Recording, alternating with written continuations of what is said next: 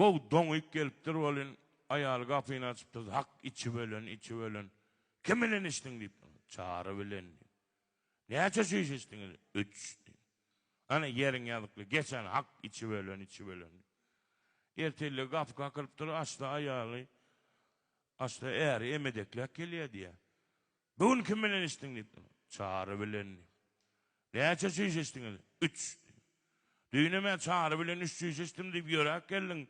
Bugün ayağın üstünde deme durulan o emedekler geldin. Ya içen aran erbet ekenmi deydi. Çağrı barmadı. Köpden ver doğasının öýüne gelmeyen oğlanın bir doğasının öýüne geldi de doğası deyip duruyor işte ulu tuğdun vadılay guğradum ol ayırdın mı deyiptir. Yok lay bir onu işten geldim şu tuğdun gaynım ödün asıptır ol arım edip ayırdım deyiptir. Doğası ayıt ya diyor tuğdun nakalı yok maydı. Merniyan var çiğçiğirak, karnırak, aşırak deyip biri maşinin kapotunu açıp egilip maşinin ortduğurken ol. Türkmenağına semedirak o da kıyma gaya işte.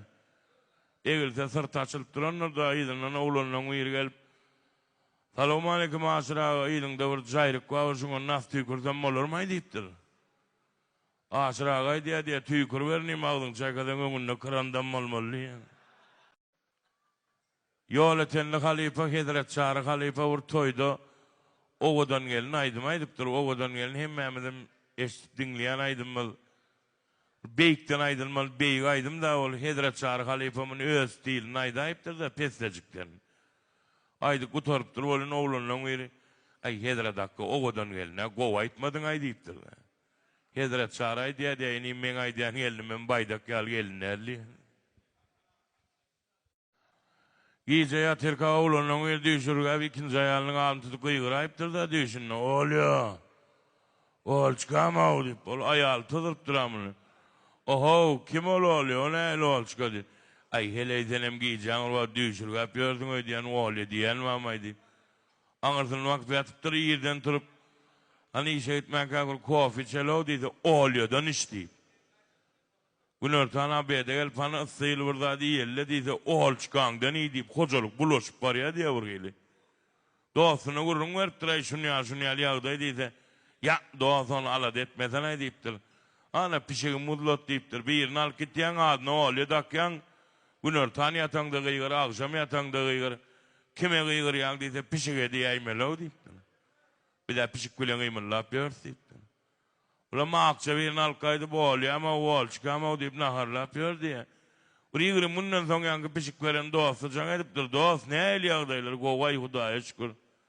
Hocalığın ağdı verirliğine elde edelim. Govay hudaya şükür dedelim. Gelineceğimin yağdayına elde. Gelineceğim govay vuru kara ucu alıp kolye taktı diye. 3 yaşlı avtacağı atasının nereden oluyor diye. Ata sadiga men alma gelende içip gelmey dedi. Ne mi diyen dedi. Atamcan sadiga men alma gelende ara içip gelmey dedi. İçip gelemde ne mi oluyor? Her gedek men koyup neyen Kemal gittiyen. Kemal'i bir buluştu olsa ova aylanıp gavun var. Fırsat ya Thomas. Onun gelip yanında oturup çay içer diye geçmedi gavun var. Fırsat bana sok gidiyor. Onun ey bir barsana yıkamra bir gavun yetişti karpızı yetişti o kayadı ba. Alıp kaysana menne maşin yok. Maşine de kırayı vermeli pulum menne yok. Ey barsa şey deyip yürü burunca zahmet tarafa geçildi de. Kemal bulmuş. Bir zatlar samrı yarlıyor deyip can ettim. Ovo geldin mi dost gelsen aymen yıkatağudun yanında deyip. Hakikaten vardık kol bir kıyıklar gavun karpız kağıdı da diye kiliptir. Adam 3-4 san kağıdı yükledik maşine bir san karpız yükledik. Anarkı zoya doğru 2 san sarı gavun görünüp durdu. Sonra malalayıp yöredik kol yankı bulacağım. Kırada dura maşinin yanına bana kıygır ya. Ay hemratı izrak balay eyyesi bir gelaymesin. 70'ten geçen 2 tane yaşlı köçen uğruna yaş geline diyecek oluyor diye. Son yaşlı'nın uğrayıptır şuna değmeye lo deyiptir. Buradan göğnemese kıygırıp köçen uğruna maskara değmesin göğnemese deyiptir. Yaşlı'nın böyle kısayt diye göğnese maskara olaymasak. Andıçya ağa son. 2 ağa ama Allah hazır salaysın 2'sine malsın bilalsın deyip.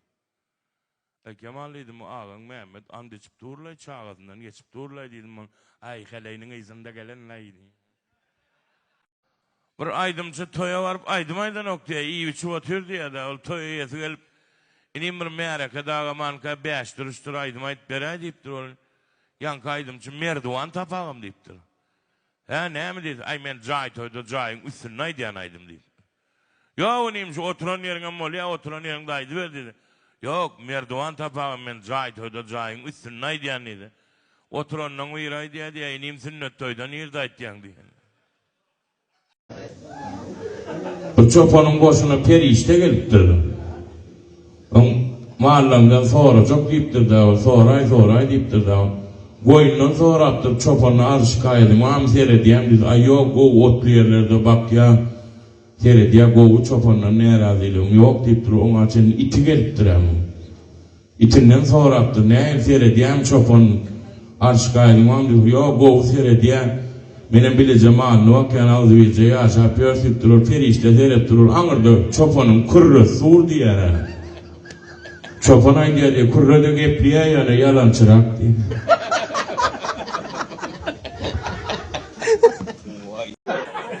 Biri pişik saklayan eken önüne.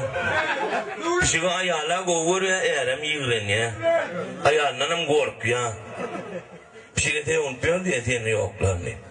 Ayağlı işe gidip rol pişiği tutuyup pakete alıp bağları eltip taşlap bağlardan onun alıp öğüne gelip rol pişiği aylanıp diyor diye mırrrr de pişik ıydın tap ya diğer oçana kenodi ertiriyor onu yanan deni ertiriyor ayağlı işe gidip rol 3 watt gara pakete alıp ağından mıskoşlap maşinin bagajına atıp şöyle tutturttur deyineyin şundan bir yarım daha yol yürüttür beylek sağa çepe pişiği ağdaştırayın deyip çıkarmam taşlar paketi yurdu bar ne diyendekini gördü bu iyidine aydıptır.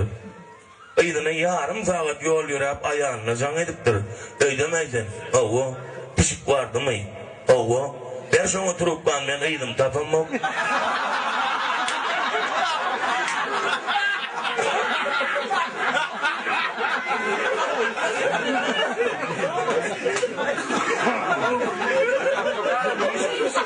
Eğer ayal çayın gıdın çayına kalıp çay şekol başlattırlar ol eğer ayıttır pulton sana ediptir da teleyden pulton alıptır ol yani ayalım yerinin turcak ol çayına gidip ağdırıptır çayına gidip çayına gayiptir yazılın aparatına vay bizde ıskora çağır olup bıyır uğrattır yankı gelince de çıkıp komşu medyasına önünün yanına attır komşu öyde min hava kömöğü daimeden olmadı he küçüğümüz vişti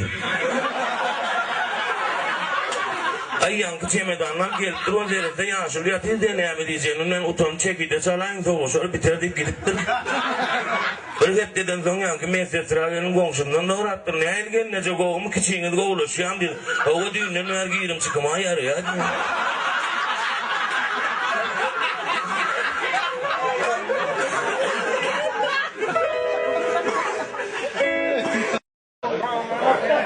Bizim oğlumuzda merak edilecek oldu çakılık çivirliğe de bir planları çenni, transformatörü çenni, mektebe çenni, yani işanlara çenni ayıp geldi. Bir ovada merak edilenle metcidin uğdelinden ıyğırlayan ekeni.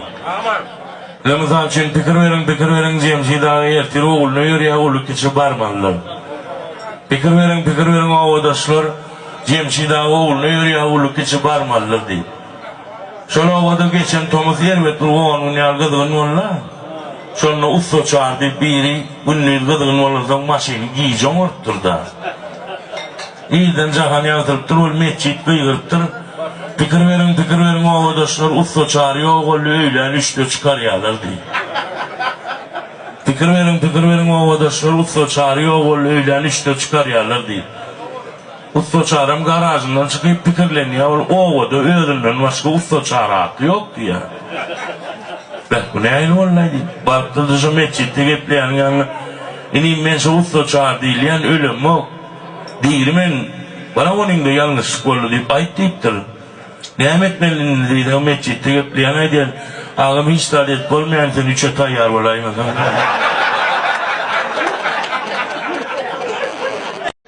Kuynuğum malmalay deyiptir ayağına oğlunun biri var. Kakaza köynege ýuwdum, köýnek giyirdi, ol kiçelli oglanjygime berdim diýip. Senem öýüň oşuny öýüňe çekip öljek o diýip. Anur mele cinsime me bolmaly. Kakaza cinsinem ýuwdum, ol jinsi giyirdi, kiçelli bolyn. Beýle oglanjygime berdim diýse. Menem ýuwup gyýjygyňa bersene. Oğlanın biri Türkmen oğlanın biri Hatay'dan ayal alıptır. 15 günden sonra Hatay'la ayalı üleyiptir demin. Komşu sayt ya diye ayttım ha sana Hatay'da kaçtı ve yok deyip. Bu doska ayak deyip yazıktı diye. Onun ayal muallima da men yalak ikilikçiden zor ya diye oku deyip bolun. İkilikçi okuçam dine şu A harpı tanıya diye de A deyip so idinnak ye harpı tanan ok diye de muallima da öğret diye mungo ya K ne molya şu deyse bilen ok diye de yank deyip ayak deyip yazılan niyelay olmalı. Ay o varmağıda mektebin daşyadından sığır geç gidiptir da ayal muallima soraptır şo näme deyiptir da sığır deyiptir. Ana şonuna 4 suwa deyiptir.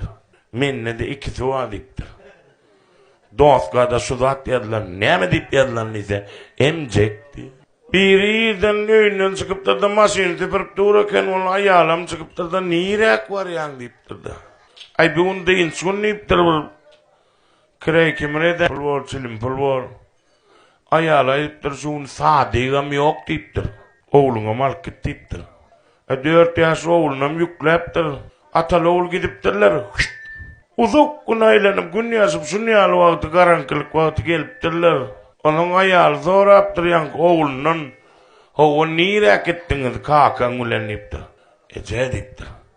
Berden yola çıktık kol kakamın yanına 4 tane adam yine deyipdir. Olar pul verdiler deyipdir. Son yine de kakamın yanına 4 tane adam yine deyipdir.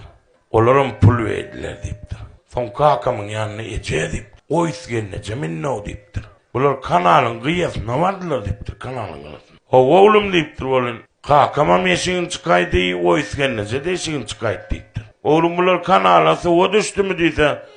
Ya kavgece sen aşı olsun mahalletek deden zadın ettiler diye. Arada özüne gögünü etdiyen garnaşlamın bir yerine bir gıydın yana kudosuğa gittim. Yaman geplemeni öktü, meni gıydın yana oturttu dağının gıyda meni ögün olya. Na gül yali, garran, tut yali, makluro yali oğlan ögününü, yüreğünü, cüvtünü de at yoktu. İllen kördiyet köpürtünden geçti, mınkam geçti, ödü anartına kaldı deyip. Ağdam arası hiç sat çeken ok, dine gam çekke deyip. Anne ala olan günlüydün gün örtani ilin projektörlen tap görmeyen giyici donk öd bariyerlerden geleyme deyip. Yeni yüreği bağır bilen nelle tutuş ramatı bilen söyye. Doğan garnası yok, dine algıdarlar va, kuluna da puta gıslan zintige ye. Bir gıyda garasıp illen tavır kaytes doğlayan olsa Monke tanka gadan hamir sana geçen püröpür oldu deyip. Ayağını aşağından o çıkya illen kısotunun yanından geçibilen ok o odalar öttü.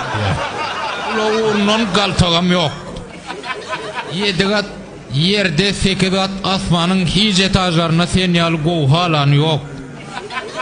Dişidan yalpırlat durdum motorlu maşinini gözüne düşüp avariya olup elini ayağını dövdüren kat kendir deyip. İllen bağıt sırası yanını değil ya monk garit olan deyip. Öngüm elenden soğum elini ittirler monk öngeli de soğum olmadı. İllen manglayı daha şart değil ya ol monk manglayın daha şart değil. Kırgıyda kuda vardık oğluna tüylük olmadı barzak deydi ol aparat ettirdik kolu içine içegetine de kıl var ekenine. İçen ok çeken ok burayı ve yaşılırak kosmosu son ver yaşap bördü. Edip kıydın 26 saat doğan var eken o 26'sına mardık kol kıydı onu men nur. Bağıttı olsun kime vardın sonu vardın yine güvneyim eleken na o. Oran başka yerini taparsın il ulahırın doğru değil mi? Benim bir yerini bilen neydin değil mi? Ol yakşam yanına gidersin. Birinin ayalı erinin yanına gelip "Ay kakatı, bir gencimden yana 2 bol bile mokta yiyeceğim gele ettir" deyip. Alam bu duyulun sağadın, gidecek Nurvadın aşağı kolu atıyor ol.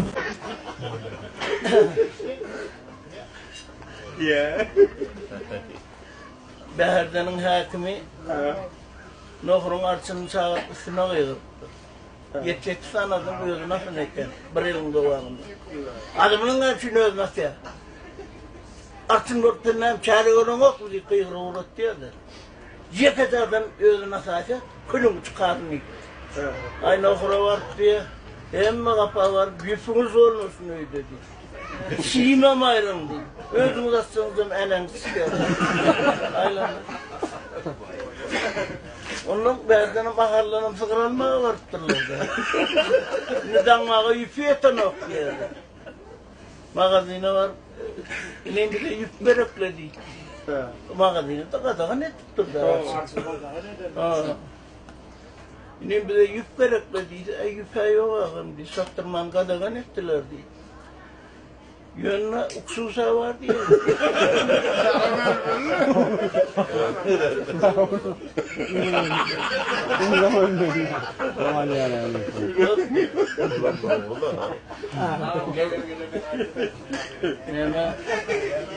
Aralı çorttur da dengar sur artist var da bakın. Penzuar. On penzuar lias. Penzuar. Ulan bizim aslımız bilen dost olansa. Peygamber çıkandan sonra başla görüşmeyendir bunu. Onu bazıları da uğraştırırlar, pencerede şey titrep duruyor. Pencim neyim var lo, borcum neyim? Ay ben durmadı. Beni paralizalı yarayım diye bir kolumu, burnumun mırdeşinden, böğrümün bir yerini, elimin, ayağımın bir yerini, dengarsını. Paralizalı diye. Oğlum bay pencim. Onun yarnalanır. Ay yoktum hadi, onlara soğuk geçtin.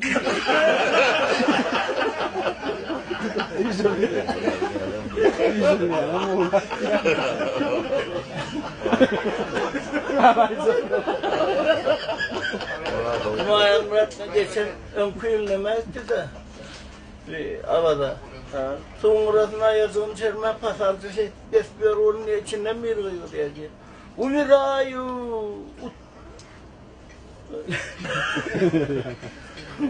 Uyurayu.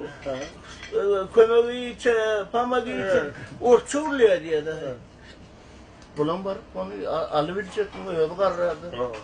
Orçurluyor, pamağı içe. Diktiyor diye. Ayın kendini ol. Orçurluğun yan çanarı. Bilmene uğranmadık. Amanlar yukarıda belli sağdan da var mani. Şovar ulu. Maktebici var, boynu yoktan bir insan böyle şöyle uğurlayacak. Maktebici var ya, maşin toğlanıptır da. Gidip de toğlan. Külliye maşini önüne de attırmadı da şimdi kapıda koyuyordu. Onun maşini sana geriye olundu. Külliye maşini. Ama anladın? Ay seni kudağı da okturdu. Ha? Seni kudağı da okturdu. Ay şeyledirler ya, sen Gonca da var ya.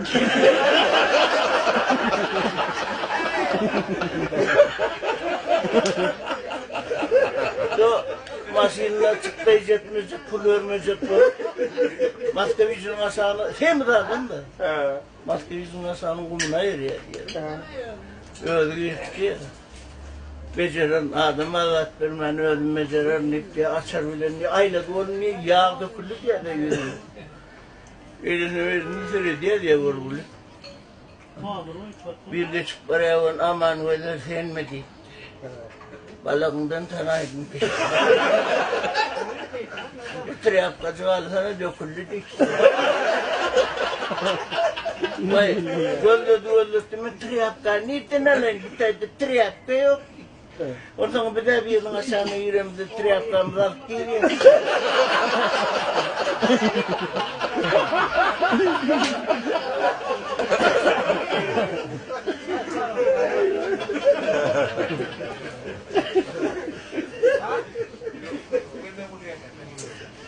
Haydi vereyim ya. Haydi.